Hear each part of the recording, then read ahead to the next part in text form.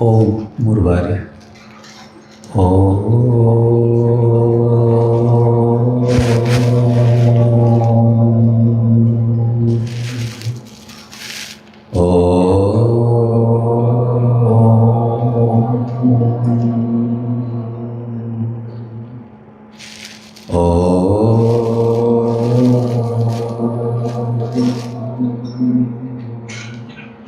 ಓಂ ಸಹನಾ ಭವತು ಸಹನೌ ಭುನಕ್ತು ಸಹ ವೀರ್ಯಂ ಕರವಾವಹೈ ತೇಜಸ್ವಿನಾವಧೀತಮಸ್ತು ಮಾ ವಿದ್ವಿಷಾವಹೈ.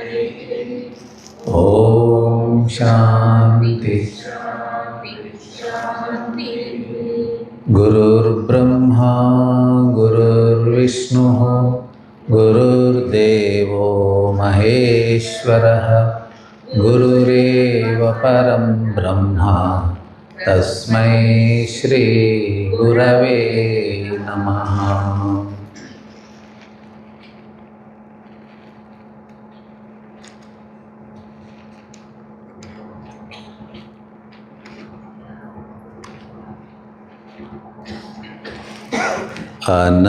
ಅನಂತರೂಪ ಅನಂತನಾಮ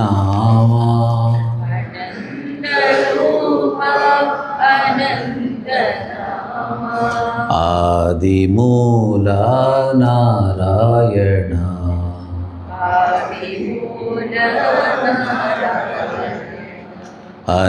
ಅನಂತರೂಪ ಅನಂತನಾಮ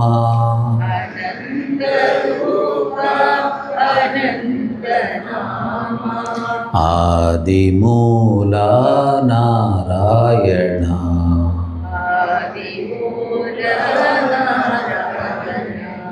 ಅನಂತ ಶಯನ ಹೇ ಜಗನ್ನಾಥ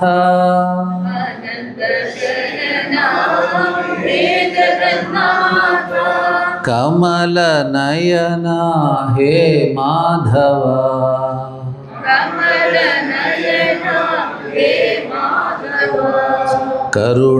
ಕರುಣಾಸಾಗರ ಕಾಳಿಂಗ ಮರ್ದನ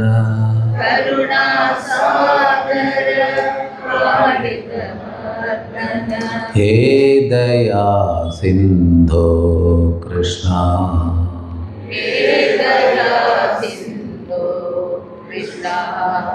ಅನಂತ ರೂಪ ಅನಂತ ನಾಮ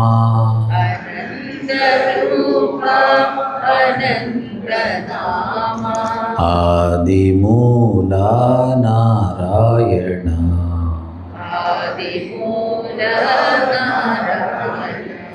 ವಿಶ್ವರೂಪ ವಿಶ್ವಧಾರ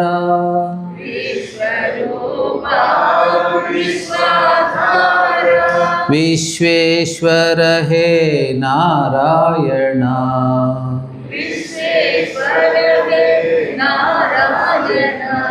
ಭವಭಯಹರಣ ದೀನೋದ್ಧರಣ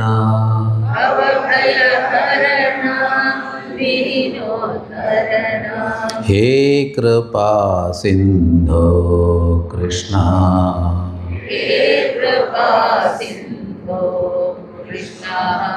ಅನಂತ ರೂಪ ಅನಂತ ನಾಮ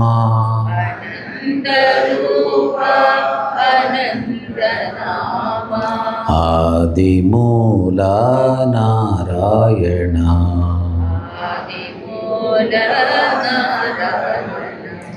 ಆದಿಮೂಲ ನಾರಾಯಣ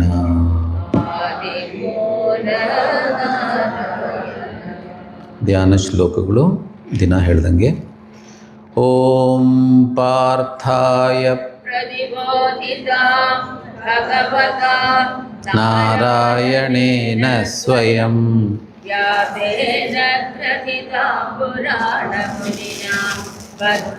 ಮಹಾಭಾರತಂ ಅದ್ವೈತಾಮೃತವರ್ಷಿಣಿ ಭಗವತಿ ಅಷ್ಟಾದಶಾಧ್ಯಾಯಿನಿ ಅಹಂ ತ್ವಾಮನುಸಂದಧಾಮಿ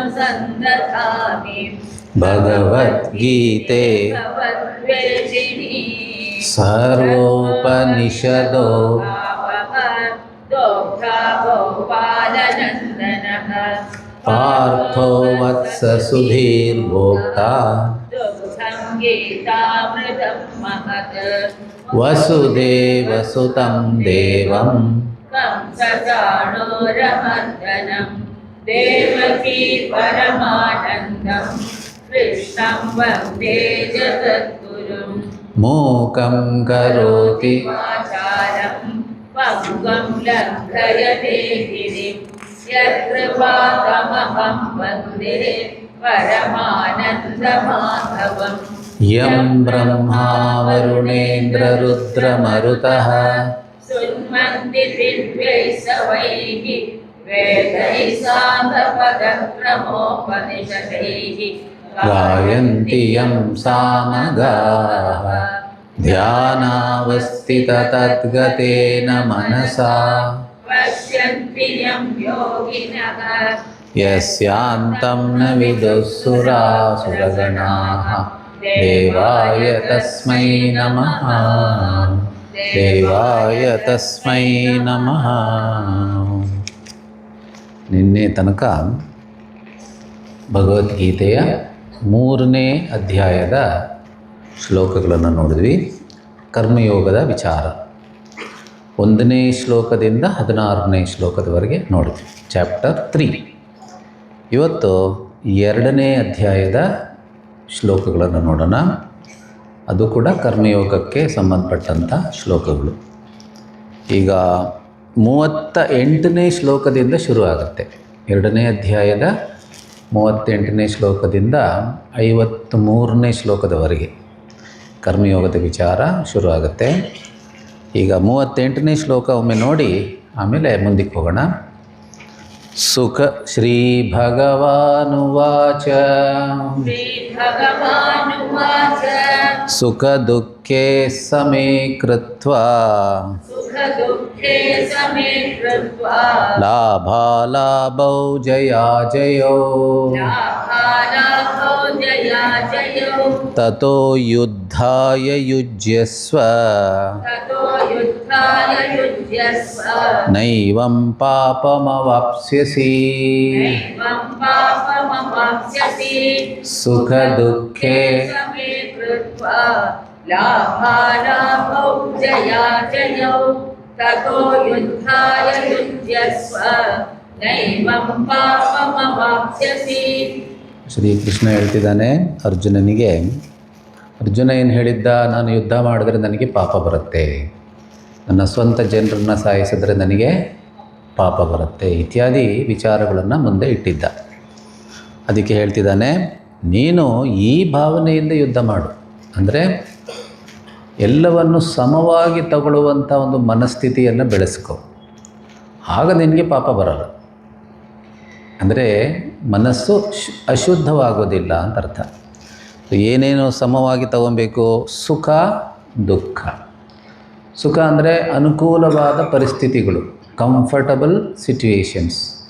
ದುಃಖ ಅಂದರೆ ಅನ್ಕಂಫರ್ಟಬಲ್ ಸಿಚುವೇಶನ್ಸ್, ಅನುಕೂಲವಲ್ಲದೇ ಇರುವಂಥ ಪರಿಸ್ಥಿತಿಗಳು. ಆಮೇಲೆ ಲಾಭ ಅಲಾಭ, ಲಾಭ ನಷ್ಟ, ಮತ್ತು ಜಯ ಅಜಯ, ಜಯ ಸೋಲು ಮತ್ತು ಗೆಲುವು. ಆಮೇಲೆ ಇನ್ನೂ ಸೇರಿಸ್ಬೋದು ಬೇಕಾದಷ್ಟು, ದೊಡ್ಡ ಲಿಸ್ಟು.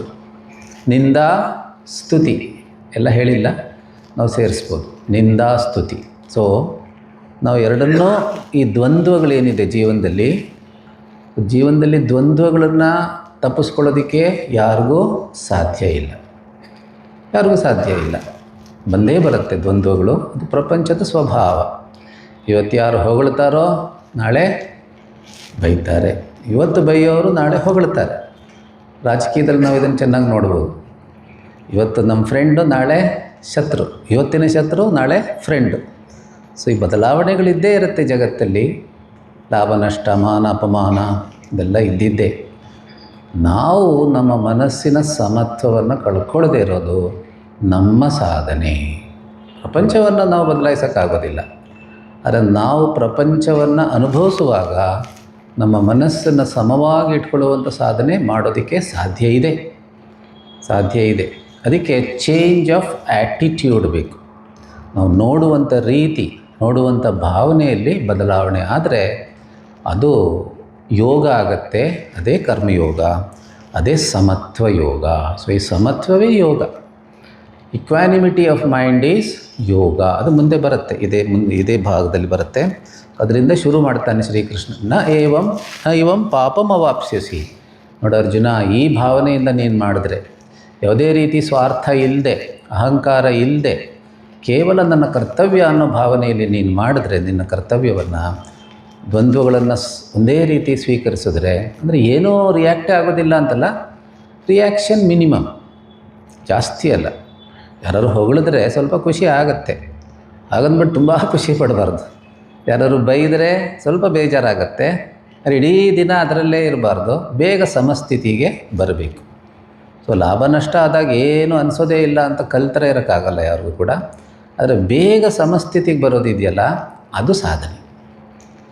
ಡಿಸ್ಟರ್ಬ್ ಆಗೋದು ಸಹಜ, ಮತ್ತು ಬೇಗ ಸಮಸ್ಥಿತಿಗೆ ಬರೋದು ಸಾಧನೆ. ಈಗ ಸಹಜ, ಸಾಧನೆ, ಸಿದ್ಧಿ ಅಂತ 3 ಥರ ನೋಡ್ಬೋದು ನಾವು. ಕೋಪ ಬರೋದು ಸಹಜ.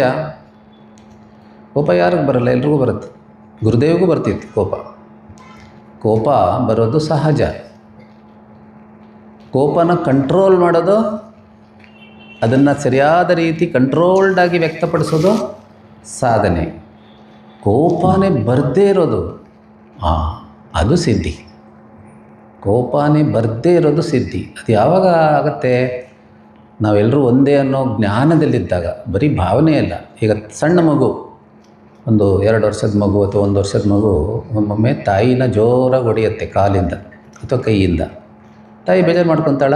ಇಲ್ಲ. ಯಾಕಂದರೆ ಮಗು ಬೇರೆ ಅಲ್ಲ, ನಾನು ಬೇರೆ ಅಲ್ಲ.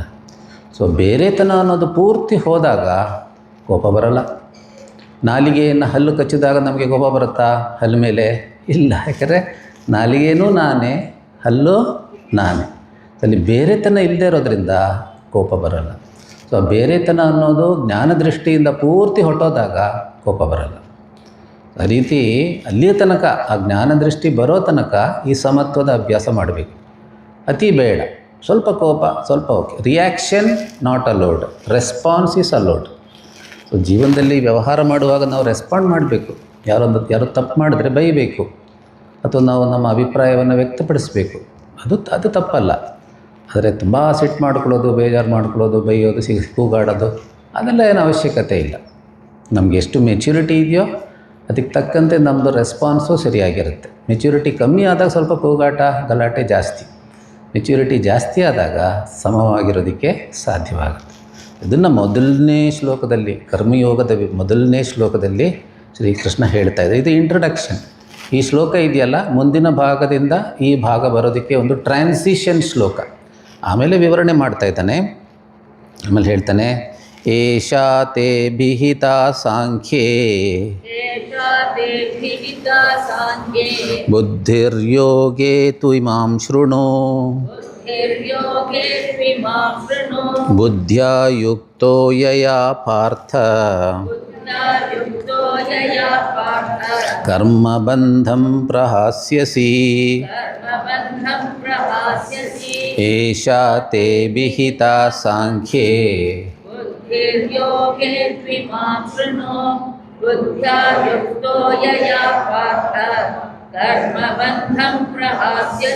ಅರ್ಜುನ, ನಾನು ನಿನಗೆ 11ನೇ ಶ್ಲೋಕದಿಂದ ಈ ಅಧ್ಯಾಯದಲ್ಲಿ 11ನೇ ಶ್ಲೋಕದಿಂದ 37ನೇ ಶ್ಲೋಕದ ತನಕ ಮುಖ್ಯವಾಗಿ ಆತ್ಮಜ್ಞಾನದ ಉಪದೇಶವನ್ನು ಕೊಟ್ಟಿದ್ದೀನಿ.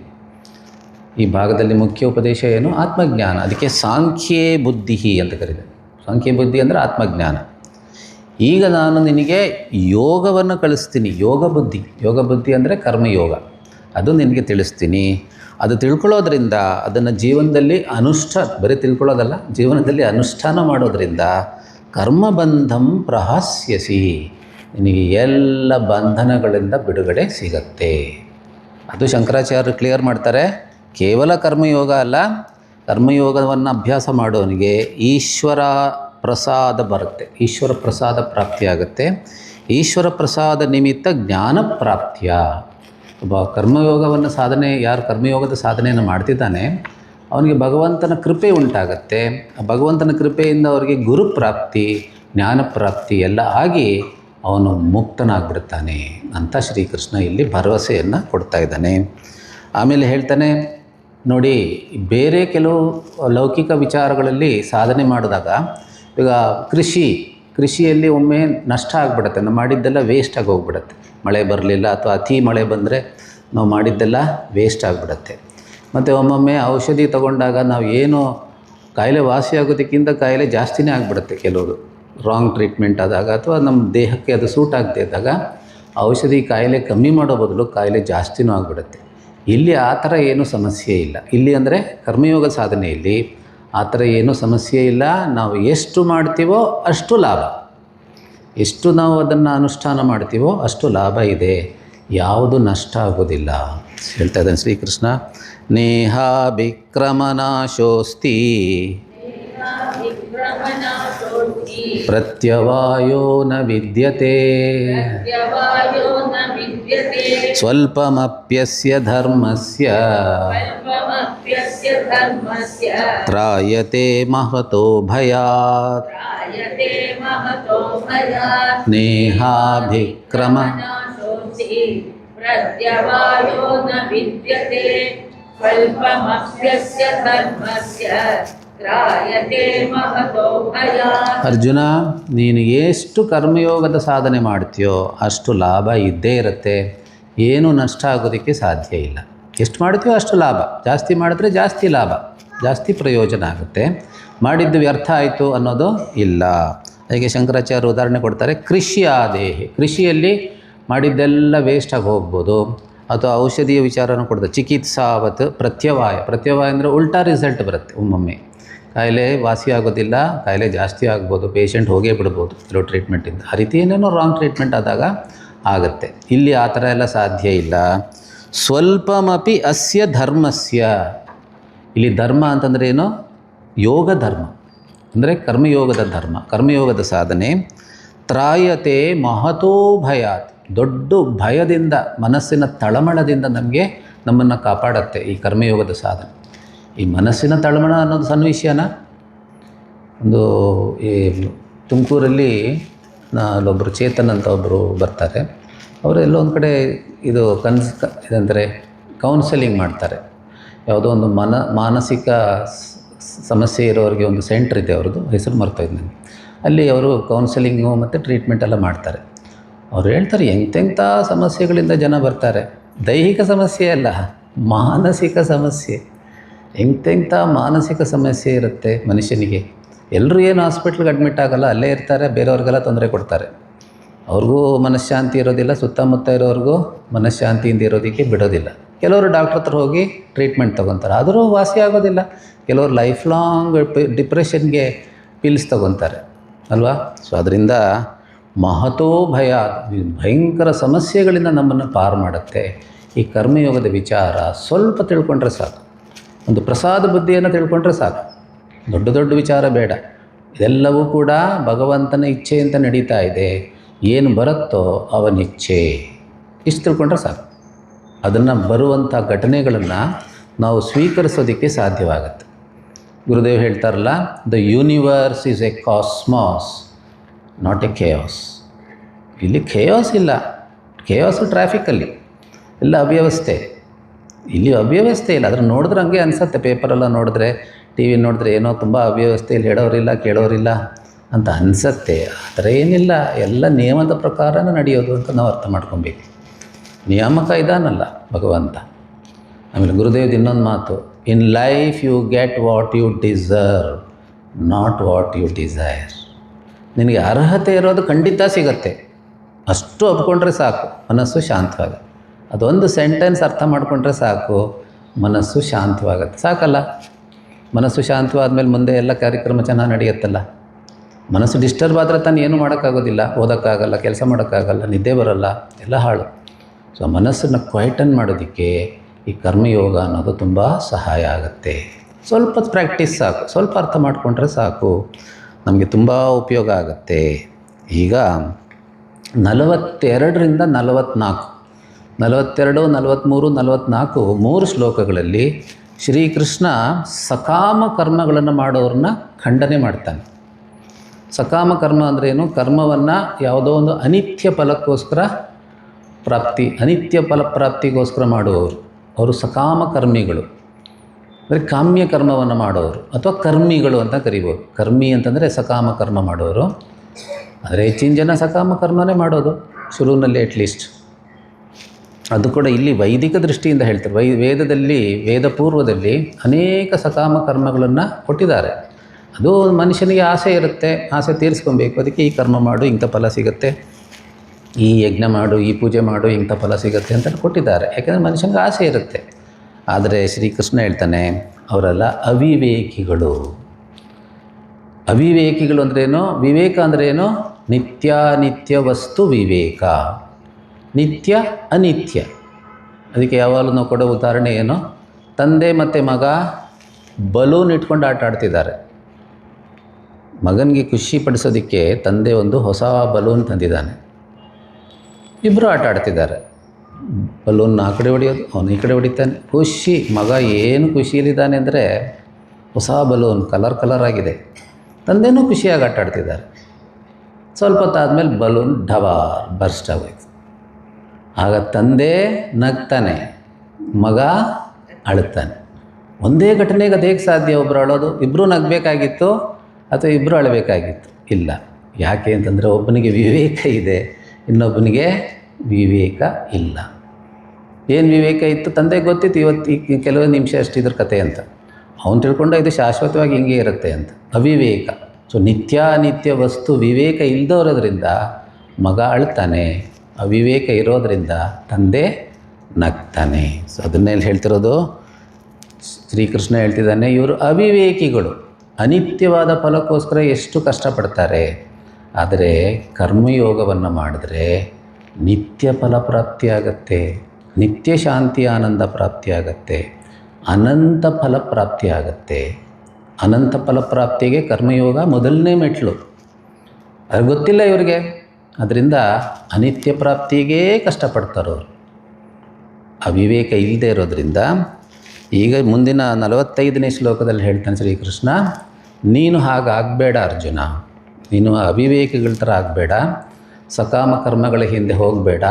ವೇದಗಳ ಪೂರ್ವ ಭಾಗದಲ್ಲಿ ಅನೇಕ ಸಕಾಮ ಕರ್ಮಗಳನ್ನು ಹೇಳಿದ್ದಾರೆ, ಅದರ ಹಿಂದೆ ಹೋಗಬೇಡ. ನೀನು ವೇದಾಂತಕ್ಕೆ ಬಾ ಅಂತ ಹೇಳ್ತಾನೆ. ತ್ರೈಗುಣ್ಯ ವಿಷಯ ವೇದಾಃ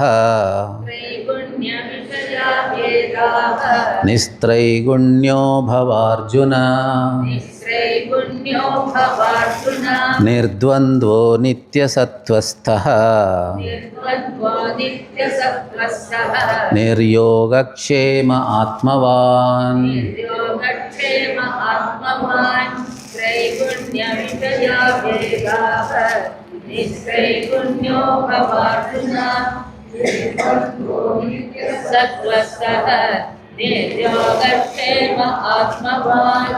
ಸೊ ಇದರ ಭಾಳ ಇಂಪಾರ್ಟೆಂಟ್ ಶ್ಲೋಕ ಇದು. ವೆರಿ ಇಂಪಾರ್ಟೆಂಟ್, ವೆರಿ ಬ್ಯೂಟಿಫುಲ್ ಶ್ಲೋಕ ಆಲ್ಸೋ. ಅರ್ಜುನಂಗೆ ಸ್ಪಷ್ಟವಾಗಿ ಇನ್ಸ್ಟ್ರಕ್ಷನ್ಸ್ ಕೊಡ್ತಿದ್ದಾನೆ. ಈಗ ಡಾಕ್ಟರ್ ಹೇಗೆ ಪೇಷಂಟ್ಗೆ ಹೀಗೆ ಮಾಡು, ಹೀಗೆ ಮಾಡಬೇಡ, ಕ್ಲಿಯರ್ ಇನ್ಸ್ಟ್ರಕ್ಷನ್ ಕೊಡ್ತಾನಲ್ಲ ಡಾಕ್ಟ್ರು, ಅದೇ ಥರ ಶ್ರೀಕೃಷ್ಣ ಇಲ್ಲಿ ಸ್ಪಷ್ಟವಾಗಿ ಉಪದೇಶ ಕೊಡ್ತಿದ್ದಾನೆ. ಹೀಗೆ ಮಾಡು, ಹೀಗೆ ಮಾಡಬೇಡ. ಇದಕ್ಕಿಂತ ಸ್ಪಷ್ಟ ಹೇಳೋಕ್ಕೆ ಸಾಧ್ಯ ಇಲ್ಲ. ಕ್ಲಿಯರ್ ಇನ್ಸ್ಟ್ರಕ್ಷನ್, ಕ್ಲಿಯರ್ ಕಮಾಂಡ್ಮೆಂಟ್ ಅಂತ ಹೇಳ್ತೀವಲ್ಲ, ಆ ಥರ ಶ್ರೀಕೃಷ್ಣ ಹೇಳ್ತಾನೆ. ವೇದಾಃ ತ್ರೈಗುಣ್ಯ ವಿಷಯಾಃ. ಇಲ್ಲಿ ವೇದ ಅಂತಂದರೆ ವೇದ ಪೂರ್ವ ಕರ್ಮಕಾಂಡ. ವೇದದಲ್ಲಿ 2 ಭಾಗ ಇದೆಯಲ್ಲ, ಕರ್ಮಕಾಂಡ ಮತ್ತು ಜ್ಞಾನಕಾಂಡ. ಜ್ಞಾನಕಾಂಡ ಅಂದರೆ ಉಪನಿಷತ್ಸು, ಆತ್ಮಜ್ಞಾನ ಹೇಳುವಂಥ ಭಾಗ ಉಪನಿಷತ್ಸು. ಅದರ ಮುಂಚಿನ ಭಾಗ ಕರ್ಮಕಾಂಡ ಮತ್ತು ಉಪಾಸನೆ, 2 ಸೇರಿಸಿ. ಕರ್ಮಕಾಂಡದಲ್ಲಿ ಅನೇಕ ರೀತಿಯ ಅಪ್ರಾಪ್ತಸ್ಯ ಪ್ರಾಪ್ತಿಯನ್ನು ಹೇಳಿದ್ದಾರೆ. ಈಗ ತಾನೇ ಹೇಳಿದ್ರಲ್ಲ, ಅಪ್ರಾಪ್ತಸ್ಯ ಪ್ರಾಪ್ತಿ ಅಂದ್ರೇನು? ನನ್ನ ಹತ್ರ ಇಲ್ಲದೇ ಇರೋದನ್ನು ಪ್ರಾಪ್ತಿ ಮಾಡೋದಕ್ಕೆ ಕರ್ಮ ಉಪಾಸನೆ ಎಲ್ಲ ಸಹಾಯ ಮಾಡುತ್ತೆ. ಸಕಾಮ ದೃಷ್ಟಿಯಿಂದ ಮಾಡಿದಾಗ ನನ್ನ ಹತ್ರ ಇಲ್ಲದೇ ಇರೋ ವಸ್ತುಗಳನ್ನು ಪ್ರಾಪ್ತಿ ಮಾಡ್ಕೊಬೋದು. ಬೇರೆ ಬೇರೆ ಸಾಧನೆ ಇದೆ, ಬೇಕಾದಷ್ಟಿದೆ. ನನ್ನ ಮನೇಲಿ ಫ್ರಿಡ್ಜ್ ಇಲ್ಲ, ಸೊ ಅಂಗಡಿಗೆ ಹೋಗಿ ಒಂದು ಫ್ರಿಡ್ಜನ್ನು ಆರ್ಡರ್ ಮಾಡಿ ಬರ್ತೀನಿ. ಸೊ ಫ್ರಿಡ್ಜ್ ಬರುತ್ತೆ, ಅಪ್ರಾಪ್ತಸ್ಯ ಪ್ರಾಪ್ತಿ. ಫ್ರಿಡ್ಜ್ ಇರಲಿಲ್ಲ, ಬಂತು. ಆ ಥರ ಬೇಕಾದಷ್ಟು ನಾವು ಪ್ರಾಪ್ತಿ ಮಾಡ್ಕೊತಾ ಇರ್ತೀವಿ. ಅದಕ್ಕೆ ಕರ್ಮ ಮಾಡಬೇಕು. ಸೊ ಕರ್ಮದಿಂದ ನಮಗೆ ಸಿಗೋದು ಅಪ್ರಾಪ್ತಸ್ಯ ಪ್ರಾಪ್ತಿ. ಮತ್ತು ಏನು ನಾವು ಪ್ರಾಪ್ತಿ ಮಾಡ್ಕೊತೀವೋ ಅದೇನು ಶಾಶ್ವತ ಅಲ್ಲ, ಅದು ಸ್ವಲ್ಪ ದಿವಸ ಇರುತ್ತೆ, ಹೋಗುತ್ತೆ, ಮತ್ತೆ ಪ್ರಾಪ್ತಿ ಮಾಡ್ಕೊಬೇಕು. It is temporary. So Shri Krishna ಹೇಳ್ತಿದ್ದಾನೆ, ಈ ವೇದದ ಪೂರ್ವ ಭಾಗ ಏನಿದೆ ಕರ್ಮಕಾಂಡ, ಅದು ತ್ರೈಗುಣ್ಯ ವಿಷಯ. ಶಂಕರಾಚಾರ್ಯ ಹೇಳ್ತಾರೆ ತ್ರೈಗುಣ್ಯ ಅಂತಂದರೆ ಸಂಸಾರ. ಸಂಸಾರ ಅಂದರೆ ಏನು? ಅಪ್ರಾಪ್ತಸ್ಯ ಪ್ರಾಪ್ತಿ. ನನ್ನ ಹತ್ರ ವಸ್ತು ಇಲ್ಲ, ಆ ವಸ್ತು ಸಿಕ್ಕಿದ ಮೇಲೆ ನಾನು ಖುಷಿ ಆಗ್ತೀನಿ, ಒಂದು ಆಸೆ. ಮತ್ತು ಆ ವಸ್ತು ಇಲ್ಲ, ಆ ವಸ್ತು ಸಿಕ್ಕಿದ ಮೇಲೆ ನಾನು ಖುಷಿ ಆಗ್ತೀನಿ. ಆ ವಸ್ತು ಇಲ್ಲದೆ ಇರೋದ್ರಿಂದ ನಾನು ಅಪೂರ್ಣ, ಆ ವಸ್ತು ಸಿಕ್ಕಿದ ಮೇಲೆ ನಾನು ಪೂರ್ಣ ಆಗ್ತೀನಿ. ಸೊ ಈ ಮನಸ್ಥಿತಿ ಇದೆಯಲ್ಲ, ಅದಕ್ಕೆ ಸಂಸಾರ ಅಂತ ಹೆಸರು.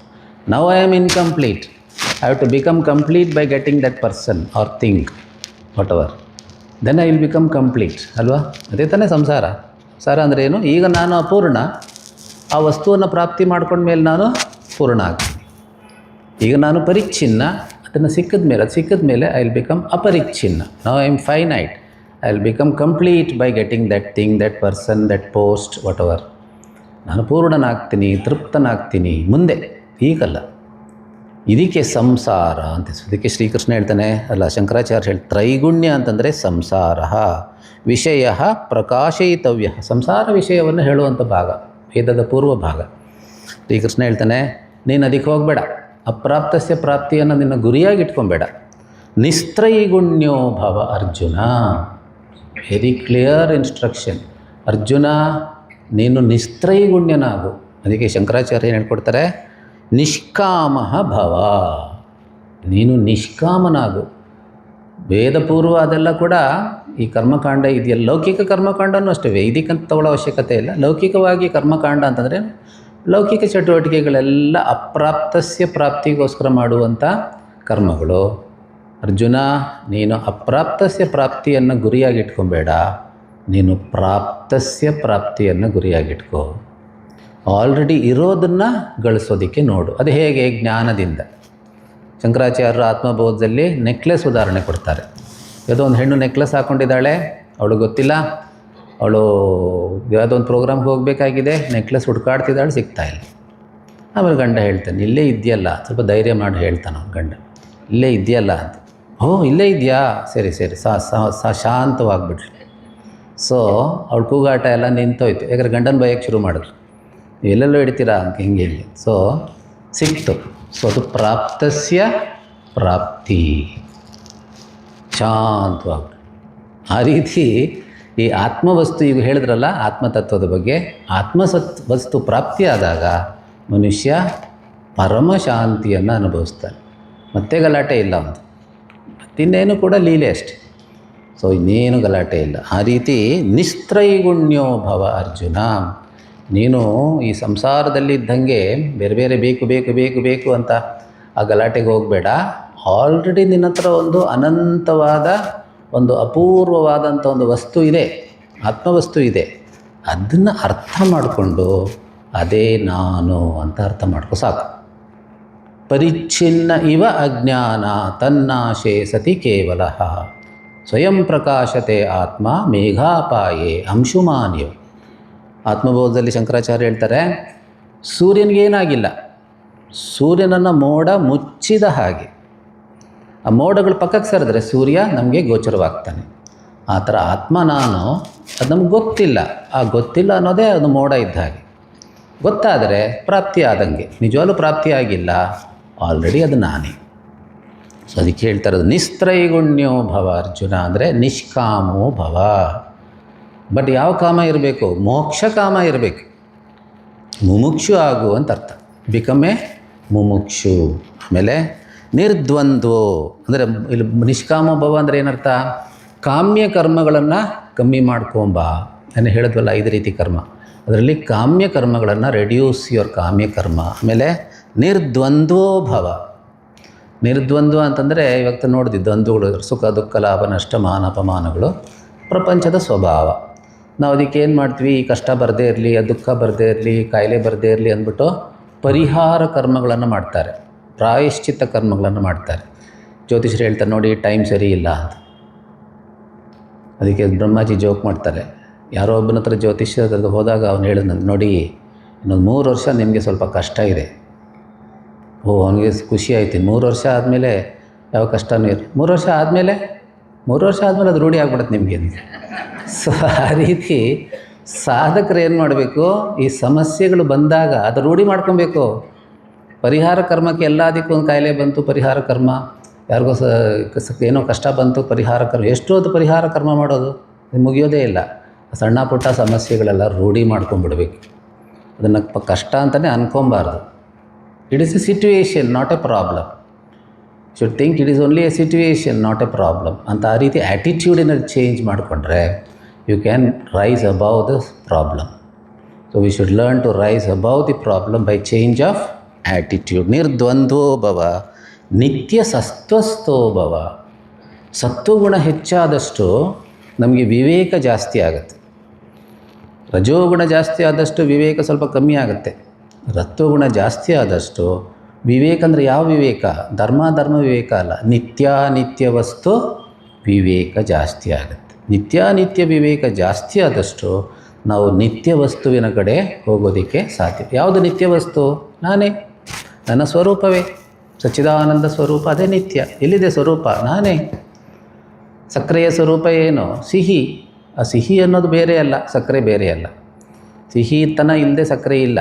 ಸಕ್ಕರೆ ಅನ್ನೋದು ಸಿಹಿತನನೇ. You can not separate sweetness from sugar. ಅದೇ ಥರ ಆತ್ಮತತ್ವ ಅನ್ನೋದು ನಮ್ಮ ಸ್ವರೂಪವೇ. ಆದರೆ ನಮ್ಮ ಮನಸ್ಸು ಬುದ್ಧಿ ಬಹಿರ್ಮುಖ ಆಗಿರೋದ್ರಿಂದ ನಾವು ಅದೇ ಶಾಂತಿಯನ್ನು, ಆನಂದವನ್ನು ಹೊರಗಡೆ ಹುಡುಕ್ತಾ ಇದ್ದೀವಿ. ಅದು ಶಾಸ್ತ್ರ ಹೇಳುತ್ತೆ, ಒಳಗೆ ಬಾ, ಒಳಗೆ ನೋಡು, ಮನಸ್ಸನ್ನು ಪ್ರಶಾಂತ ಮಾಡ್ಕೋ. ನಿನ್ನ ಮನಸ್ಸಿನ ಹಿಂದೆಯೇ ಇದೆ ತತ್ವ, ಎಲ್ಲೂ ದೂರ ಹೋಗಬೇಕಾಗಿಲ್ಲ. ಸೊ ನಿರ್ದ್ವಂದ್ವೋ ನಿತ್ಯ ಸತ್ವಸ್ಥೋ ನಿರ್ಯೋಗಕ್ಷೇಮ. ಸಾಮಾನ್ಯವಾಗಿ ಎಲ್ರಿಗೂ ಕೂಡ ಸಮಸ್ಯೆ ಏನು ಅಂದರೆ ಯೋಗಕ್ಷೇಮದ ಸಮಸ್ಯೆ. ಹೌದಾ? ಯೋಗ ಅಂದರೆ ಅಪ್ರಾಪ್ತಸ್ಯ ಪ್ರಾಪ್ತಿ, ಕ್ಷೇಮ ಅಂದರೆ ಪ್ರಾಪ್ತಸ್ಯ ರಕ್ಷಣಂ. ನನ್ನ ಹತ್ರ ಇಲ್ಲದೆ ಇರೋದು ಪ್ರಾಪ್ತಿ ಮಾಡ್ಕೊಬೇಕು, ಪ್ರಾಪ್ತಿ ಮಾಡ್ಕೊಂಡಿರೋದನ್ನು ರಕ್ಷಣೆ ಮಾಡಬೇಕು.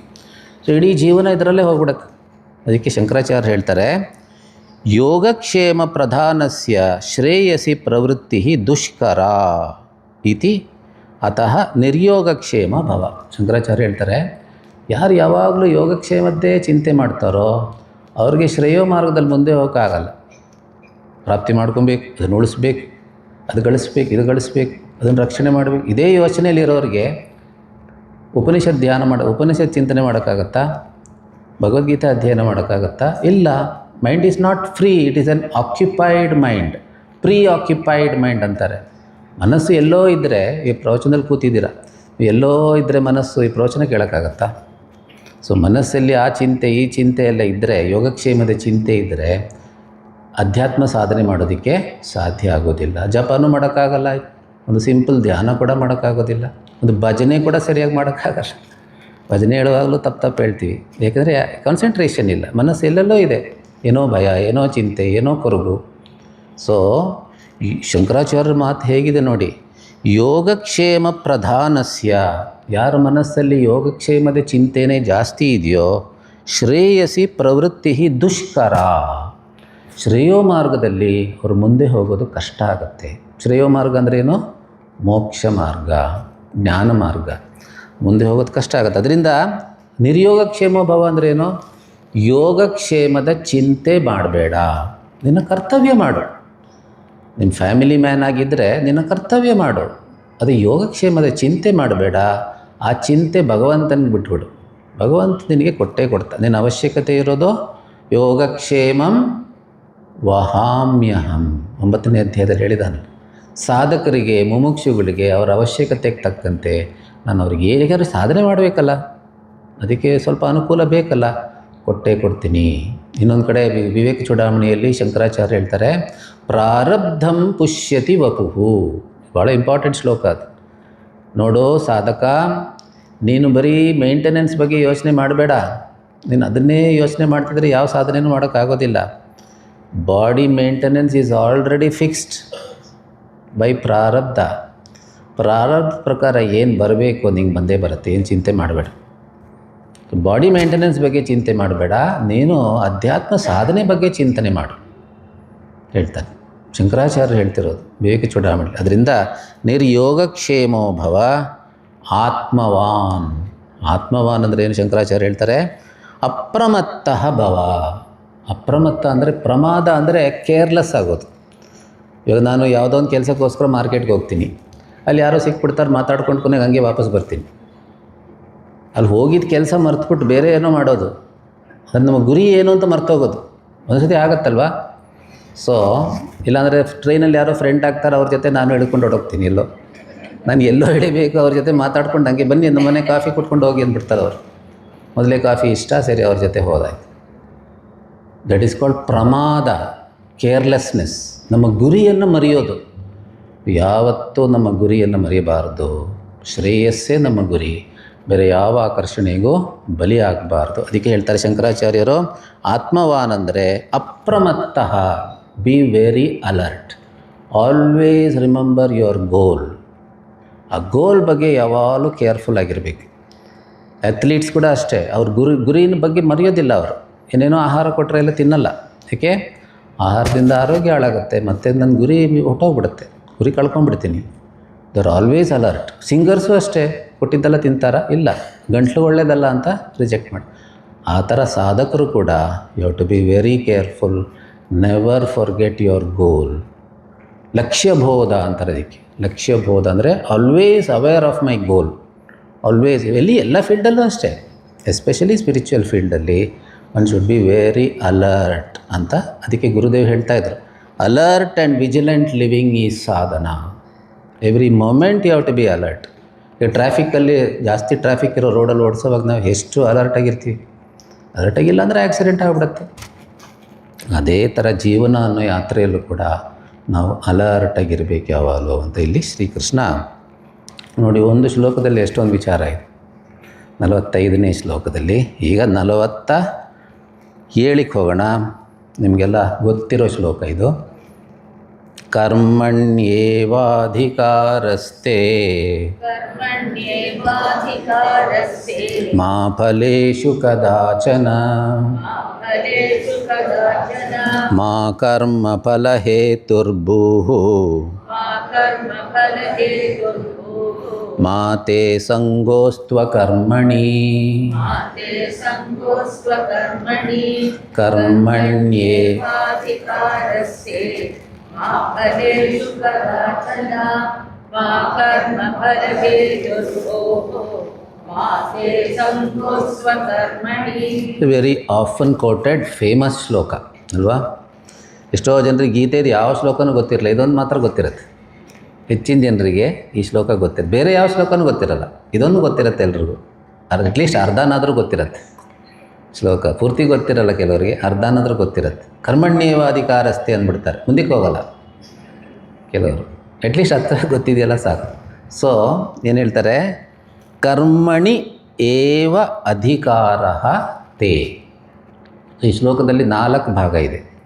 ತೇ ಕರ್ಮಣಿ ಏವ ಅಧಿಕಾರ. ಇಲ್ಲಿ ಅಧಿಕಾರ ಅನ್ನೋ ಪದವನ್ನು 2 ರೀತಿ ವಿವರಿಸ್ಬೋದು. ಇನ್ನು ಕೆಲವರು ಬೇರೆ ರೀತಿಯೂ ವಿವರಿಸ್ತಾರೆ. ಇಲ್ಲಿ 2 ರೀತಿ ನೋಡ್ಬೋದು. ಶಂಕರಾಚಾರ್ಯ ಏನು ಹೇಳ್ತಾರೆ? ಕರ್ಮಣಿ ಏವ ಅಧಿಕಾರ ನ ಜ್ಞಾನನಿಷ್ಠಾಯಾಮ್ ತವ. 2 ಅಧಿಕಾರಿತ್ವ ಇದೆ. ಒಂದು ಕರ್ಮಕ್ಕೆ ಅಧಿಕಾರಿತ್ವ, ಇನ್ನೊಂದು ಜ್ಞಾನಕ್ಕೆ ಅಧಿಕಾರಿತ್ವ. ಈಗ PhD ಮಾಡೋದಕ್ಕೆ ಅಧಿಕಾರಿತ್ವ ಯಾರಿಗಿದೆ? PhD ಮಾಡಬೇಕು, ನನಗೆ ಏನು ಓದಿರ್ಬೇಕು? ನಾನು ಪೋಸ್ಟ್ ಗ್ರ್ಯಾಜುಯೇಷನ್ ಆಗಿರಬೇಕು ಅಲ್ವಾ? ಕರೆಕ್ಟಾ? ಸೊ MScನೋ MAನೋ ಏನೋ ಮಾಡಿರಬೇಕು, ಆಗ ನಾನು PhD ಮಾಡ್ಬೋದು. ಇಲ್ಲಾಂದರೆ BSc ಮಾಡಿದರೆ ಇಲ್ಲ, ಸಾಕಾಗಲ್ಲ. You have to complete MA or MSc, then you can do PhD. That is called qualification, ಅರ್ಹತೆ. ಸೊ ಆತ್ಮಜ್ಞಾನಕ್ಕೆ, ಆತ್ಮಜ್ಞಾನದ ತಿಳುವಳಿಕೆಗೆ ಈ ಒಂದು ಅರ್ಹತೆ ಯಾರಿಗಿದೆ? ಯಾರಿಗೆ ಕರ್ಮಯೋಗ ಮಾಡಿ ಸಾಧನ ಚತುಷ್ಟಯ ಸಂಪನ್ನರಾಗಿದ್ದಾರೋ ಅವ್ರಿಗಿದೆ. ಬೇರೆಯವರಿಗೆ ಅರ್ಹತೆ ಇಲ್ಲ. ಅರ್ಹತೆ ಇಲ್ಲ ಅಂದರೆ ಅವರು ಓದಬಾರ್ದು, ಕೇಳಬಾರ್ದು ಅಂತಲ್ಲ, ಅದರಿಂದ ಪ್ರಯೋಜನ ಆಗೋದಿಲ್ಲ, ಅವರಿಗೆ ಬೆನಿಫಿಟ್ ಆಗೋದಿಲ್ಲ. ಸೊ 10 ವರ್ಷದ ಹುಡುಗ ಬೇಕಾದ್ರೆ SSLC ಕ್ಲಾಸಲ್ಲಿ ಹೋಗಿ ಕೂತ್ಕೊಬೋದು, ಹಂಗೇನು ಅರ್ಥ ಆಗೋದಿಲ್ಲ. ನಾನು ಕೂತ್ಕೊತೀನಿ, ನಾನು ಬುದ್ಧಿವಂತ ಅಂದ್ಬಿಟ್ಟು ಹೋದರೆ ಇಲ್ಲ ನಮ್ಮ ಮಗ ತುಂಬ ಬುದ್ಧಿವಂತ ಸೇರಿಸ್ಕೊಂಬಿಡಿ SLCಗೆ ಅಂತ ಕೆಲವು ಪೇರೆಂಟ್ಸ್ ಹಂಗೂ ಇದ್ದಾರೆ. ನಮ್ಮ ಮಗ ತುಂಬ ಬುದ್ಧಿವಂತ ಸೇರಿಸ್ಕೊಂಬಿಡಿ. SLC ಕ್ಲಾಸಲ್ಲೂ ಕೂತ್ಕೊಂಡು ಅವ್ನಿಗೇನು ಅರ್ಥ ಆಗೋದಿಲ್ಲ. 10 ವರ್ಷದ ಹುಡುಗ ತುಂಬ ಬುದ್ಧಿವಂತ ಆದ್ರೂ ಅವನಿಗೇನು ಅರ್ಥ ಆಗೋದಿಲ್ಲ. ಏಕೆಂದರೆ ಅರ್ಹತೆ ಇಲ್ಲ, ಈಸ್ ನಾಟ್ ಕ್ವಾಲಿಫೈಡ್. ಸೊ ಇಲ್ಲಿ ಹೇಳ್ತಾರೆ, ಅರ್ಜುನ ನಿನಗೆ ಅಧಿಕಾರ ಅಂದರೆ ಕ್ವಾಲಿಫಿಕೇಷನ್ ಇರೋದು ಕರ್ಮ ಸಾಧನೆಗೆ, ಜ್ಞಾನ ಸಾಧನೆಗೆ. ಇನ್ನೂ ನಿನಗೆ ಬುದ್ಧಿ ಸೂಕ್ಷ್ಮ ಆಗಿಲ್ಲ. ಬುದ್ಧಿ ಸೂಕ್ಷ್ಮ ಆದರೆ you can come to self knowledge very easily ಅಂತ ಶ್ರೀಕೃಷ್ಣ ಇಲ್ಲಿ ಹೇಳ್ತಾ ಇದ್ದಾರೆ. ಒಂದರ್ಥ. ಇನ್ನೊಂದು ಅರ್ಥ, ಅಧಿಕಾರ ಅಂತಂದರೆ ಚಾಯ್ಸ್. ಚಾಯ್ಸ್ ಅಂದರೆ ಏನು? ಆಯ್ಕೆ ಮಾಡೋದು. ಈಗ ನಾನು ಒಂದು ಬಟ್ಟೆ ಅಂಗಡಿಗೆ ಹೋದರೆ ನಂದು ಆಯ್ಕೆ ಏನು ಬೇಕಾದ್ರೂ ಮಾಡ್ಬೋದು. ಈ ಕಲರ್ ಬಟ್ಟೆ, ಅಂಥ ಬಟ್ಟೆ, ಇಂಥ ಬಟ್ಟೆ, ಇಂಥದ್ದು ಇರುತ್ತೆ. ನಾನು ಚಾಯ್ಸ್ ಮಾಡ್ತೀನಿ. ಐ ಚೂಸ್ ಸಮಥಿಂಗ್ ಅಲ್ವಾ, ನಾನು ಸೆಲೆಕ್ಟ್ ಮಾಡ್ತೀನಿ. ಅದು ನನಗೆ ಅಧಿಕಾರ ಇದೆ. I can choose something. So ಇಲ್ಲಿ ಇನ್ನೊಂದು ಅರ್ಥ ಅಧಿಕಾರ ಅಂತಂದರೆ ಚಾಯ್ಸ್ ಮಾಡೋದು. ಉದಾಹರಣೆಗೆ ಈ ವೋಟಿಂಗ್ ಟೈಮಲ್ಲಿ ಬೇಕಾದರೆ ಅಲ್ಲ, ಆ್ಯಕ್ಚುಲಿ ವೋಟ್ ಮಾಡಲೇಬೇಕು. ವೋಟ್ ಮಾಡದೇ ಇರೋದು ತಪ್ಪೇ. ಆದರೆ ಎಷ್ಟೋ ಜನ ವೋಟ್ ಮಾಡಲ್ಲ. So voting is not just A right, it is A duty. ಆದರೆ ಎಷ್ಟೋ ಜನ ಮಾಡೋದಿಲ್ಲ. ಸೊ ವೋಟ್ ಮಾಡ್ಬೋದು, ಮಾಡದೇ ಇರ್ಬೋದು. ಮತ್ತು ಯಾರಿಗೆ ವೋಟ್ ಮಾಡ್ತೀನಿ ಅದು ನನ್ನ ಕೈಲಿದೆ. ಯಾರಿಗೆ ವೋಟ್ ಮಾಡ್ತೀನಿ ನನ್ನ ಕೈಲಿಲ್ಲ. ನೋಟ ಅಂತಿದೆಯಲ್ಲ, ನೋಟ ಅಂತೇನು ಎಕ್ಸ್ಪೆನ್ಷನ್ ಇದೆ. ಸೊ ಯಾರಿಗೂ ನಾನು ವೋಟ್ ಹಾಕಿಲ್ಲ ಅಂತಲೂ ಹಾಕ್ಬೋದು. ಸೊ ಇದು ಏನೇನೋ ಚಾಯ್ಸ್ ಇದೆ ವೋಟಿಂಗ್ ವಿಷಯದಲ್ಲಿ, ಅದರಲ್ಲಿ ಚಾಯ್ಸ್ ಇದೆ. ಆದರೆ ನಾನು ವೋಟ್ ಹಾಕಿದ ವ್ಯಕ್ತಿನ ಗೆಲ್ತಾನೆ ಅನ್ನೋದೇನು ನಮ್ಮ ಕೈಲಿಲ್ಲ. ಮಾ ಫಲೇಶು ಕದಾಚನ. ನಾನು ವೋಟ್ ಹಾಕಿದ ವ್ಯಕ್ತಿನ ಗೆಲ್ತಾನೆ ಅಂತ ಹೇಳೋಕ್ಕಾಗೋದಿಲ್ಲ. ಹಾಗಂದ್ಬಿಟ್ಟು ನನ್ನ ವೋಟಿಗೆ ಬೆಲೆನೇ ಇಲ್ಲ ಅಂತಲೂ ಇಲ್ಲ. ನನ್ನ ವೋಟಿಗೂ ಒಂದು ಬೆಲೆ ಇದೆ. ಆದರೆ ನಾನು ವೋಟ್ ಹಾಕಿದ ವ್ಯಕ್ತಿನೇ ಗೆಲ್ತಾನೆ ಅಂತ ಹೇಳೋಕ್ಕಾಗೋದಿಲ್ಲ. ಮಾ ಫಲೇಶು ಕದಾಚನ ಮಾ ಕರ್ಮಫಲ ಹೇತುರ್ಭೂಹು. ಮಾ ಕರ್ಮಫಲ ಹೇತು ಅಂತಂದರೆ ಇಲ್ಲಿ ಮೋಟಿವ್, ಉದ್ದೇಶ. ಕರ್ಮಫಲವೇ ನಿನ್ನ ಉದ್ದೇಶ ಆಗಬಾರ್ದು ಕರ್ಮ ಮಾಡುವಾಗ. ಮತ್ತು ಏನು ಉದ್ದೇಶ ಆಗಿರಬೇಕು? ಇದು ನನ್ನ ಕರ್ತವ್ಯ. ಇವಾಗ ನೋಡಿದ್ವಲ್ಲ ನೆನ್ನೆ, ಬೇರೆ ಬೇರೆ ಥರ ಆ್ಯಟಿಟ್ಯೂಡ್ಸ್ ನೋಡಿದ್ವಲ್ಲ ಕರ್ಮಯೋಗದಲ್ಲಿ. ಇದು ನನ್ನ ಕರ್ತವ್ಯ ಅಂತ ನಾನು ಕರ್ಮವನ್ನು ಮಾಡ್ಬೋದು. My duty. ಯಾಕಂದರೆ ಭಗವಂತ ನನಗೆ ಡ್ಯೂಟಿ ಕೊಟ್ಟಿದ್ದಾನೆ. ವರ್ಣಾಶ್ರಮ ಧರ್ಮದ ಪ್ರಕಾರ ಅಂತ ನೋಡ್ಬೋದು, ಅದು ಭಗವಂತನ ಆಜ್ಞೆ ಅಂತ ನೋಡ್ಬೋದು. ಬೇರೆ ಬೇರೆ ಥರ ನೋಡ್ಬೋದು. ಮೊನ್ನೆಲ್ಲ ನೋಡಿದ್ವಿ 4 ಡಿಫ್ರೆಂಟ್ ಆ್ಯಟಿಟ್ಯೂಡ್ಸ್. ಸೊ ಕರ್ತವ್ಯ ಅಂತ ಮಾಡ್ಬೋದು. ಮತ್ತು ನನ್ನ ಅಂತಃಕರಣ ಶುದ್ಧಿಗೋಸ್ಕರ ಈ ಕರ್ಮವನ್ನು ಮಾಡ್ತಿದ್ದೀನಿ ಅಂತಲೂ ಮಾಡ್ಬೋದು. ಚಿತ್ತಶುದ್ಧಿಗೋಸ್ಕರ ಈ ಕರ್ಮವನ್ನು ಮಾಡ್ತಿದ್ದೀನಿ, ನನ್ನ ಕರ್ತವ್ಯ ಅಂತ ಭಗವಂತನ ಆಜ್ಞೆ ಅಂತ ಮಾಡ್ತಾಯಿದ್ದೀನಿ. ಬೇರೆ ಬೇರೆ ಥರ ಧರ್ಮ ದೃಷ್ಟಿಯಿಂದನೂ ನಾನು ನೋಡ್ಬೋದು. ಇದು ಧರ್ಮ, ಅದರಿಂದ ಮಾಡ್ತಿದ್ದೀನಿ. ಈ ರೀತಿ ಬೇರೆ ಬೇರೆ ಥರ ನೋಡಿ ನಾನು ಕರ್ಮ ಮಾಡ್ಬೋದು. ಆ ಅನಿತ್ಯ ಕರ್ಮ ಫಲವನ್ನೇ ನನ್ನ ಗುರಿಯಾಗಿ ಇಟ್ಕೊಳ್ಳುವಂಥ ಅವಶ್ಯಕತೆ ಇಲ್ಲ ಅಂತಲ್ಲ, ಅದನ್ನೇ ನೀನು ಗುರಿಯಾಗಿ ಇಟ್ಕೊಬೇಡ. Don't allow the material benefit to become your motive ಅಂದರೆ ಉದ್ದೇಶ.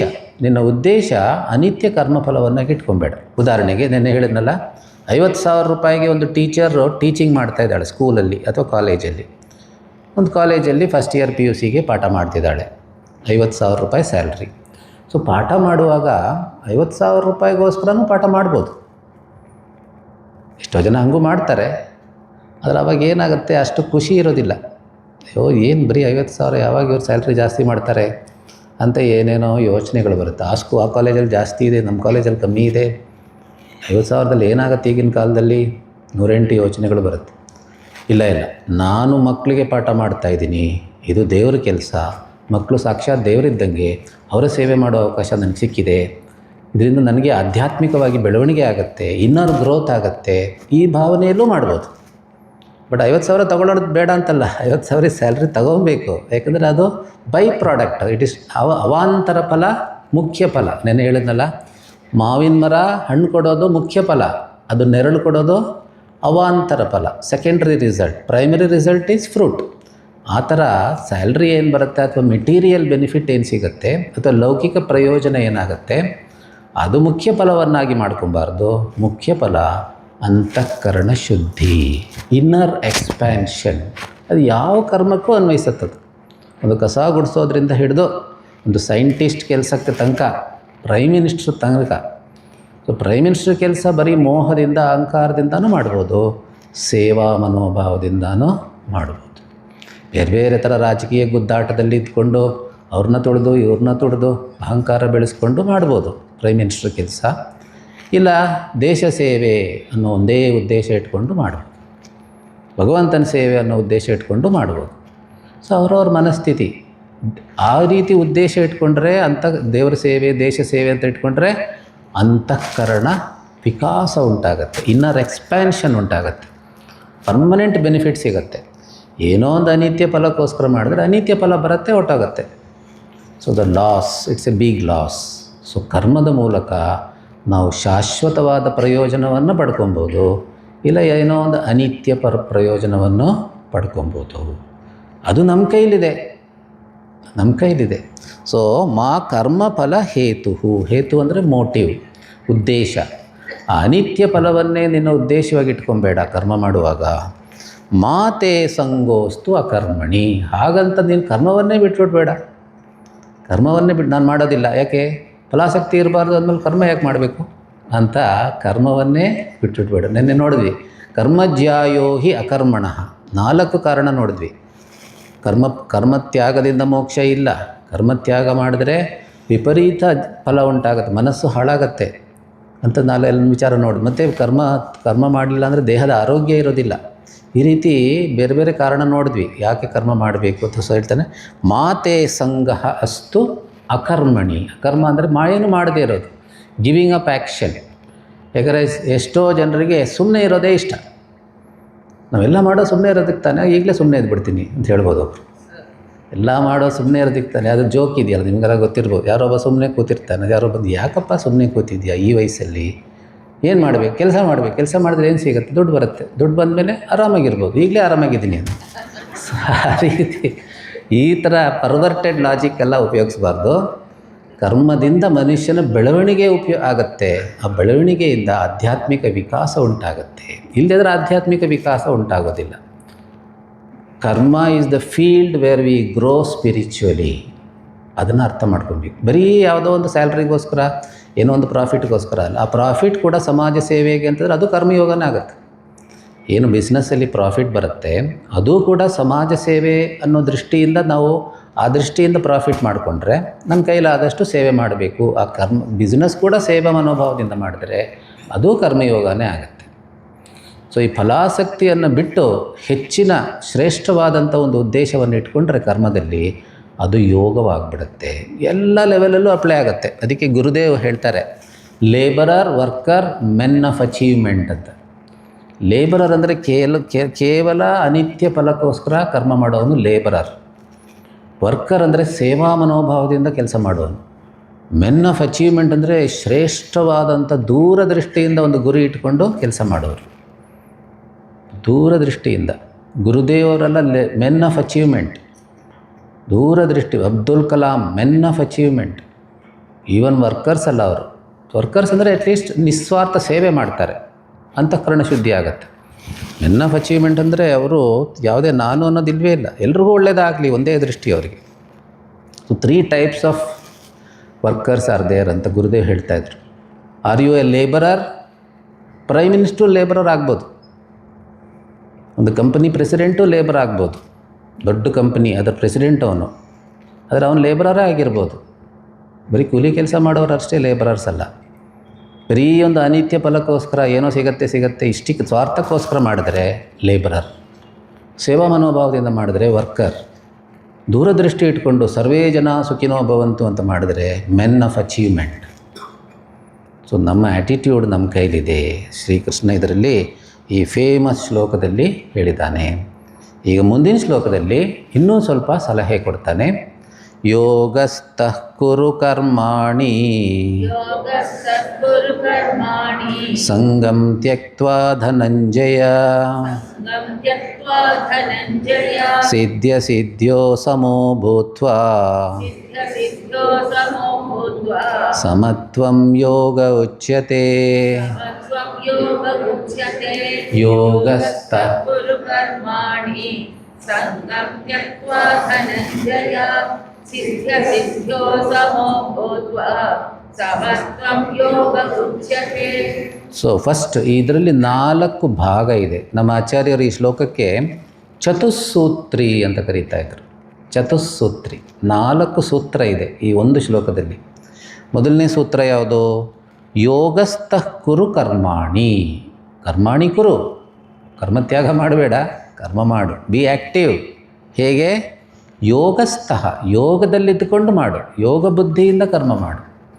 ಯೋಗ ಬುದ್ಧಿ ಅಂದರೆ ಏನು ನೋಡಿ, ಕರ್ಮ ಯೋಗ, ಇದರಲ್ಲಿ 2 ಪದ ಇದೆ ಅಲ್ವಾ. ಕರ್ಮ ಅಂತಂದರೆ ಸರಿಯಾದ ಕರ್ಮ ಮಾಡಬೇಕು, ಅಂದರೆ ನಿಷಿದ್ಧ ಕರ್ಮ ಮಾಡಬಾರ್ದು, ನಿತ್ಯ ನೈಮಿತ್ತಿಕ ಕರ್ಮವನ್ನು ಮಾಡಬೇಕು, ನಿನ್ನ ಸ್ವಧರ್ಮವನ್ನು ಮಾಡು ಅಂತ ಅರ್ಥ. ಕಾಮ್ಯ ಕರ್ಮಗಳನ್ನು ಆದಷ್ಟು ಕ್ರಮೇಣ ಕಮ್ಮಿ ಮಾಡ್ಕೊಬೇಕು ಅಂತ ಎಲ್ಲ ಹೇಳಿ. ಸೊ ಮುಖ್ಯವಾಗಿ ಕರ್ಮ ಅಂದರೆ ನಿತ್ಯ ನೈಮಿತ್ತಿಕ, ಡೈಲಿ ಡ್ಯೂಟೀಸ್, ಒಕೇಶನಲ್ ಡ್ಯೂಟಿ, ಅಂದರೆ ಕರ್ತವ್ಯ ಮಾಡಬೇಕು. ಕರ್ಮ ನಿಷಿದ್ಧ ಕರ್ಮ ಮಾಡೋಂಗಿಲ್ಲ. ಸೊ ಸ್ವಧರ್ಮ, ಒಂದೇ ಮಾತಲ್ಲಿ ಹೇಳೋದಾದರೆ ಸ್ವಧರ್ಮ ಅನುಷ್ಠಾನ. ಪ್ರತಿಯೊಬ್ಬರಿಗೂ ಒಂದು ಸ್ವಧರ್ಮ ಅನ್ನೋದಿರುತ್ತಲ್ಲ, ಆ ಸ್ವಧರ್ಮವನ್ನು ಮಾಡಬೇಕು. ಮತ್ತು ಯೋಗ ಅಂತಂದರೆ ರೈಟ್ ಆ್ಯಟಿಟ್ಯೂಡ್. ಏನು ರೈಟ್ ಆ್ಯಟಿಟ್ಯೂಡ್? ಆ್ಯಟಿಟ್ಯೂಡ್ ಅಂದರೆ ಏನು? ಭಾವನೆ, ನೋಡುವಂಥ ರೀತಿ. ನೋಡುವಂಥ ರೀತಿ ಮೇಲೆ ಡಿಪೆಂಡ್ ಆಗುತ್ತೆ ಅದು ಯೋಗನೋ ಅಲ್ವೋ ಅಂತ. ನೋಡುವಂಥ ರೀತಿ ಹೇಗಿರಬೇಕು?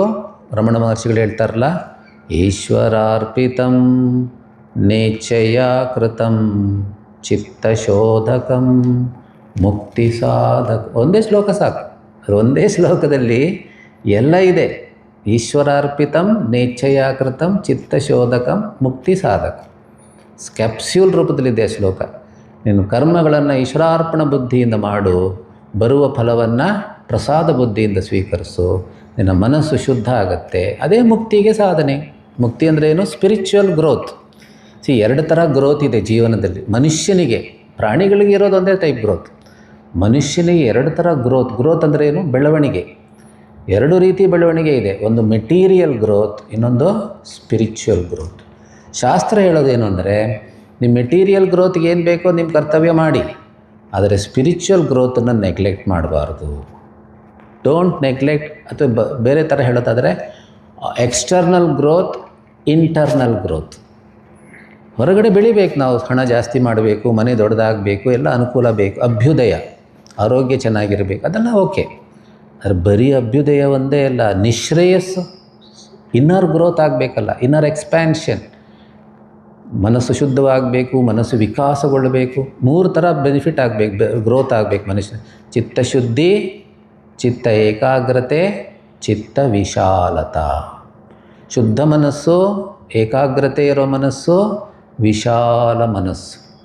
ವಿಶಾಲ ಮನಸ್ಸಿಗೆ ಒಂದು ಉದಾಹರಣೆ ಕೊಡ್ತೀನಿ. ಅಂದರೆ ಒಂದು ಘಟನೆ ನಾನು ಕೆಲವು ಕಡೆ ಹೇಳಿರ್ತೀನಿ, ನಿಮಗೆ ಹೇಳಿಲ್ಲ ಅಂತ ಕಾಣುತ್ತೆ, ಬೇರೆ ಎಲ್ಲೋ ಹೇಳಿಲ್ವಲ್ಲ. ನಾನು ಶಿವಮೊಗ್ಗದಲ್ಲಿ ಬಾಲವಿಹಾರ್ ಕ್ಲಾಸ್ ಮಾಡ್ತಿದ್ದೆ. ನಮ್ಮ ಸೆಂಟ್ರಲ್ಲೂ ಮಾಡ್ತಿದ್ದೆ. ಯಾರೊಬ್ಬರು ಮನೆಗೆ ಹೋಗಿ ವಾರಕ್ಕೊಂದು ದಿವಸ ಹೋಗಿ ಕ್ಲಾಸ್ ಮಾಡ್ತಾಯಿದ್ದೆ. ಸಣ್ಣ ಮಕ್ಕಳು ಸುತ್ತಮುತ್ತ ಇರೋ ಮನೆಗಳಿಂದ ಮನಸ್ಸು ಬರೋರು ಏನೋ ಒಂದು ಕ್ಲಾಸ್ ಮಾಡ್ತಿದ್ದೆ ಅವ್ರಿಗೆ. ಎಲ್ಲ 2ನೇ ಕ್ಲಾಸ್, 1ನೇ ಕ್ಲಾಸ್, 3ನೇ ಕ್ಲಾಸ್, ಜಾಸ್ತಿ ಅಂದರೆ 3ನೇ ಕ್ಲಾಸ್, ಅದಕ್ಕಿಂತ ದೊಡ್ಡವ್ರು ಯಾರೂ ಇರಲಿಲ್ಲ ಆ ಕ್ಲಾಸಲ್ಲಿ. ವಾರಕ್ಕೊಂದು ದಿವಸ ಸಂಜೆ ಹೋಗಿ ಕ್ಲಾಸ್ ಮಾಡ್ತಿದ್ದೆ ಅವ್ರ ಮನೆಗೆ. ಆವಾಗ ನಾನು ಒಂದು ದಿವಸ ದುರ್ಬುದ್ಧಿ ಬಗ್ಗೆ ಮತ್ತು ಸದ್ಬುದ್ಧಿ ಬಗ್ಗೆ, ದುರ್ಬುದ್ಧಿ ಬಗ್ಗೆ ಹೇಳಿದೆ. ಕೆಟ್ಟ ಬುದ್ಧಿ ಅಂದರೆ ಏನು? ಸದ್ಬುದ್ಧಿ ಬಗ್ಗೆ ಹೇಳಿದೆ. ಸದ್ಬುದ್ಧಿ ಅಂದರೆ ಏನು ಅದ್ರ ಬಗ್ಗೆ ಹೇಳಿದೆ. ಸದ್ಬುದ್ಧಿ ಎಕ್ಸ್ಪ್ಲೇನ್ ಮಾಡಿದೆ. ದುರ್ಬುದ್ಧಿ ಏನು ಹೇಳ್ಕೊಡೋ ಅವಶ್ಯಕತೆ ಇಲ್ಲ, ತಾನಾಗೆ ಬರುತ್ತೆ. ಸದ್ಬುದ್ಧಿ ಅಂದರೆ ಏನು ಅಂತ ತಿಳಿಸ್ದೆ. ಈ ಥರ ಸದ್ಬುದ್ಧಿ ಅನ್ನೋ ವರ್ಡ್ ಅವ್ರಿಗೆ ಗೊತ್ತಿಲ್ಲ ಪಾಪ, ಅವ್ರ ಮಕ್ಕಳಿಗೆ ಏನು ಸದ್ಬುದ್ಧಿ ಅಂತ ಹೇಳಿದೆ. ಸ್ವಲ್ಪ ಎಕ್ಸ್ಪ್ಲೇನ್ ಮಾಡಿ ಹೇಳಿದೆ ಸದ್ಬುದ್ಧಿ ಬಗ್ಗೆ. ಆಮೇಲೆ ಸುಮ್ಮನೆ ಅವ್ರು ಏನು ಹೇಳ್ತಾರೆ ನೋಡೋಣ ಅಂದ್ಬಿಟ್ಟು ಸದ್ಬುದ್ಧಿಗೆ ಆಪೋಸಿಟ್ ಏನು ಅಂತ ಕೇಳಿದೆ. ಆಪೋಸಿಟ್, ವಿರುದ್ಧ ಪದ ಏನು ಅಂತ ಕೇಳಿದೆ. ಪಾಪ ಪುಟಾಣಿಗಳಿಗೆ ಏನು ಗೊತ್ತು, ಆದರೂ ಎಲ್ಲ ನನ್ನ ಮುಖ ನೋಡ್ತಾ ಇದ್ದಾರೆ. ಒಂದು ಮಗು, ಒಂದು ಸಣ್ಣ ಹುಡುಗಿ, 2ನೇ ಕ್ಲಾಸ್ ಹುಡುಗಿ ಹಿಂಗೆ ಕೈ ಎತ್ಬಿಡ್ತು. ಏನು ಹೇಳೋ? ಸಣ್ಣ ಬುದ್ಧಿ. ಸದ್ಬುದ್ಧಿಗೆ ಆಪೋಸಿಟ್ ಏನು? ಸಣ್ಣ ಬುದ್ಧಿ. ಅಂದರೆ ಮನೇಲಿ ಅವ್ರ ತಂದೆ ತಾಯಿ ಮಾತಾಡ್ಕೊಂಡಿದ್ದಾರೆ, ಯಾರ ಬಗ್ಗೆನೋ ಅವ್ರು ಸಣ್ಣ ಬುದ್ಧಿ ಬಿಡ್ರಿ ಅಂತ ಏನು ಹೇಳಿರ್ತಾರೆ. ಸೊ ಅದಕ್ಕೆ ಕೇಳಿಸ್ಕೊಂಡಿದ್ದಾಳೆ ಅವಳು, ಅಂದರೆ ಒಳ್ಳೆಯದಲ್ಲ ಅಂತಲೂ ಗೊತ್ತಾಗಿದೆ ಅವಳಿಗೆ. ಸೊ ಸದ್ಬುದ್ಧಿಗೆ ಆಪೋಸಿಟು ಸಣ್ಣ ಬುದ್ಧಿ. ಸೊ ಈ ಸಣ್ಣ ಬುದ್ಧಿ ಹೋಗೋದಕ್ಕೂ ಸಾಧನೆ ಮಾಡಬೇಕು. ಚಿತ್ತ ವಿಶಾಲತಾ ಅಂತ ಹೇಳ್ತೀವಿ. ಅದಕ್ಕೆ ಎಕ್ಸ್ಪ್ಯಾನ್ಷನ್ ಮೆಡಿಟೇಷನ್ ಅಂತ ಒಬ್ಬರು ಗುರುಗಳು ಹೇಳ್ತಾರೆ. You have to do different types of concentration meditation. ಕಾನ್ಸಂಟ್ರೇಷನ್ಗೋಸ್ಕರ ನಾವು ಮೆಡಿಟೇಷನ್ ಮಾಡಬೇಕು, ಎಕ್ಸ್ಪ್ಯಾಂಡ್ ಆಗೋದಕ್ಕೆ ಮೆಡಿಟೇಷನ್. ಆ ಥರ ವಿಶೇಷ ಧ್ಯಾನ ಇದೆ ಮೈಂಡನ್ನು ಎಕ್ಸ್ಪ್ಯಾಂಡ್ ಮಾಡೋದಕ್ಕೆ. So you have to have a pure mind, focused mind, expanded mind. 3 ಥರ ಮನಸ್ಸನ್ನು ನಾವು ಗಳಿಸಬೇಕಾಗಿದೆ. ಅದರಿಂದ ಇಲ್ಲೇನು ಹೇಳ್ತಾರೆ, ಯೋಗಸ್ಥಃ ಕುರು ಕರ್ಮಾಣಿ. ನೀನು ಈ ರೀತಿ ಒಂದು ಮನಸ್ಸನ್ನು ಬೆಳೆಸ್ಕೋ, ಯೋಗ ಬುದ್ಧಿಯಲ್ಲಿ ನಿನ್ನ ಕರ್ಮಗಳನ್ನು ಮಾಡಿದ್ರೆ ನಿನಗೆ ಈ ಒಂದು ಬೆನಿಫಿಟ್ ಆಗುತ್ತೆ. ಸಂಗಂ ತ್ಯಕ್ತ್ವ. ಇಲ್ಲಿ ಸಂಘ ಅಂತಂದರೆ ಏನು? ಅಟ್ಯಾಚ್ಮೆಂಟ್. ಅಟ್ಯಾಚ್ಮೆಂಟ್ ಯಾವುದಕ್ಕೆ? ಅನಿತ್ಯ ಫಲಕ್ಕೆ ನೀನು ಅಟ್ಯಾಚ್ ಆಗಬೇಡ. ಲೌಕಿಕವಾಗಿ ಏನೋ ಒಂದು ಅನಿತ್ಯ ಫಲ ಬರುತ್ತಲ್ಲ, ಅದನ್ನೇ ಮುಖ್ಯ ಗುರಿಯಾಗಿ ಇಟ್ಕೊಬೇಡ. ಅದು ಅವಾಂತರ ಫಲ ಬರುತ್ತೆ ಹೋಗುತ್ತೆ, ಬಂದು ಹೋಗಲಿ, ನೀನು ಅದನ್ನೇ ಹಚ್ಕೊಬೇಡ. ಸಿದ್ಧ್ಯಸಿದ್ಧ್ಯೋ ಸಮೋಭೂತ್ವ. ಸಿದ್ಧಿ ಅಸಿದ್ಧಿ 4 ಥರ ಫಲ ಇದೆ ಅಂತ ಹೇಳ್ತಾರೆ. ಒಂದು, ನಾನು ಅಂದ್ಕೊಂಡಿದ್ದು ಸಿಕ್ತು, ಅಂದ್ಕೊಂಡಿದ್ದಕ್ಕಿಂತ ಜಾಸ್ತಿ ಸಿಕ್ತು, ಅಂದ್ಕೊಂಡಿದ್ದಕ್ಕಿಂತ ಕಮ್ಮಿ ಸಿಕ್ತು, ಅಂದ್ಕೊಂಡಿದ್ದಕ್ಕಿಂತ ಉಲ್ಟಾ ಸಿಕ್ತು, ವಿಪರೀತ ಫಲನೂ ಆಗ್ಬೋದು. 4 ಟೈಪ್ಸ್ ಆಫ್ ರಿಸಲ್ಟ್ಸ್. ಅದು ನಮ್ಮ ಕೈಲಿಲ್ಲ. ಫಲ ಕೊಡೋದು ಯಾರು? ರಮಣ ಮಹರ್ಷಿಗಳು ಏನು ಹೇಳ್ತಾರೆ ಉಪದೇಶ ಸಾರದಲ್ಲಿ? ಕರ್ತುರಾಜ್ಞೇಯ ಪ್ರಾಪ್ಯತೆ ಫಲಂ ಕರ್ಮ ಕಿಂ ಪರಂ ಕರ್ಮ ತಜ್ಜಡಂ. ಮನುಷ್ಯನಿಗೆ ಕರ್ಮಫಲ ಬರೋದು ಭಗವಂತನ ಆಜ್ಞೆಯಂತೆ. ಕೆಲವು ನಿಯಮಗಳಿದೆ, ಆ ನಿಯಮಗಳ ಪ್ರಕಾರ ಭಗವಂತ ನಮಗೆ ಫಲ ಕೊಡ್ತಾನೆ. ಅದರಿಂದ ಕರ್ಮಫಲವನ್ನು ಬರೀ ಕರ್ಮಫಲ ಅನ್ಬೇಡ, ಪ್ರಸಾದ ಅಂತ ಕರಿ. Don't take it as karmaphala, take it as prasada. ಅಂದರೆ ಮನಸ್ಸು ಪ್ರಸನ್ನವಾಗಿ ಇಟ್ಕೊಂಡು ಆ ಕರ್ಮಫಲವನ್ನು ಸ್ವೀಕರಿಸು. ಈಗೆಲ್ಲ ನಿಯಮ ಇದೆ, ಏನು ನಿಯಮ ಇಲ್ಲದೆ ಏನು ನಡೆಯೋದಿಲ್ಲ. ಕಾರಣ ಇಲ್ಲದೆ ಕಾರ್ಯ ಇಲ್ಲ. ಸೊ ಸಿದ್ಧಿ ಅಸಿದ್ಧಿ, ಅಂದ್ಕೊಂಡಿದ್ದಕ್ಕಿಂತ ಜಾಸ್ತಿ ಕಮ್ಮಿ ಮಾರ್ಕ್ಸ್ ಎಕ್ಸಾಮಲ್ಲಿ, ಅಂದ್ಕೊಂಡಿದ್ದಕ್ಕಿಂತ ಜಾಸ್ತಿ ಮಾರ್ಕ್ಸ್ ಬರ್ಬೋದು, ಅಂದ್ಕೊಂಡಷ್ಟೇ ಮಾರ್ಕ್ಸ್ ಬರ್ಬೋದು, ಕಮ್ಮಿ ಮಾರ್ಕ್ ಬರ್ಬೋದು, ಒಂದೊಂದು ಸತಿ ಫೇಲು ಆಗ್ಬಿಡ್ತೀವಿ, ಉಲ್ಟಾ ಫಲನೂ ಬರುತ್ತೆ.